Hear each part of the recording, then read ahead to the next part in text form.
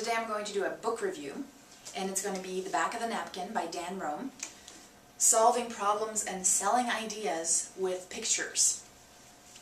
When I first got it, I was really excited because I am a visual learner, and these things are, I'm drawn to them.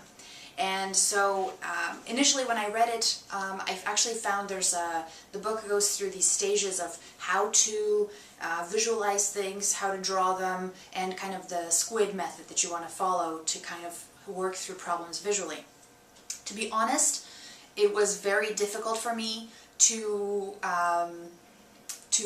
work through problems visually. I kept on reproducing the same images, but then I realized that where this book really helped me is in developing images for my courses.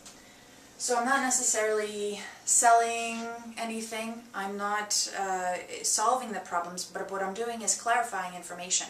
And if you've checked out the book E-Learning and the Science of Instruction, I think I have it here,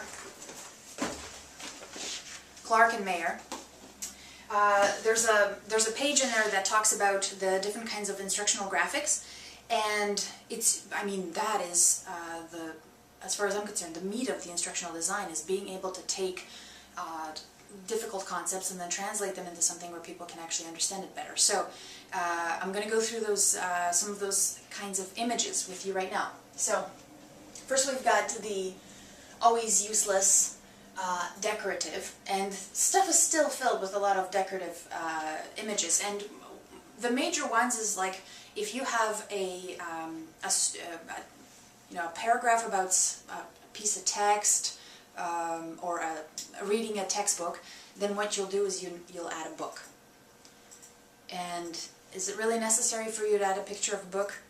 A picture of that specific textbook might be helpful, but not every time you refer to the book. So that's why decorative is actually something you probably want to get rid of altogether, because you want to keep it clean and not distract the learner. The second one is the representational, and it's just like, it's diagrams of things. And sometimes they're good, but usually if you can't interact with pieces, they're representational or they add little value. Then you move into organizational ones, so any kind of tree charts or mind maps, how things correlate together. I think this is underused.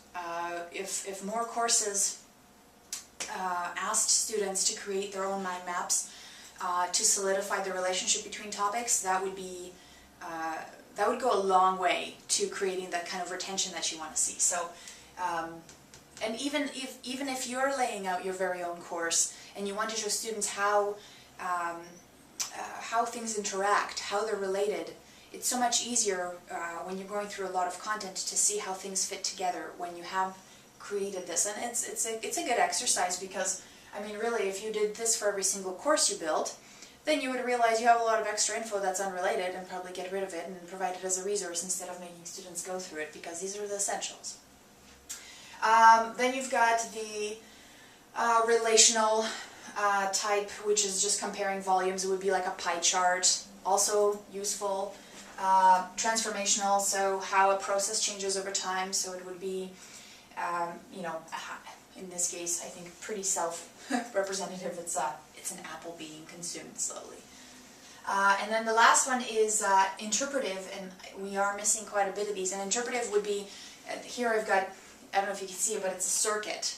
And what it would be is taking a concept that's kind of, out there that you wouldn't necessarily be able to show a picture of, but you're making it like you can't show current going through a wire, but you can definitely make a representation of that and what the process would look like. So what I found is that by checking out the book, Dan Rome's book, and then thinking about the kind of images that Ruth and Clark were talking about in their e-learning and Science of Instruction, I found that there's way more opportunities to use images, and they don't just have to be the iStock photo type stuff. It has to be things that integrate or provide clarity, but you can create a lot of these yourself. So, I mean, obviously you want them to look fairly professional, but you can add so much more relevance and meaning by exploring this and you do have to practice in front of people, so or with other people. And I would suggest that Dan Rome follow up his book with a workshop on how to work through these problems so that you can walk away feeling like you truly are a visual guru at solving problems.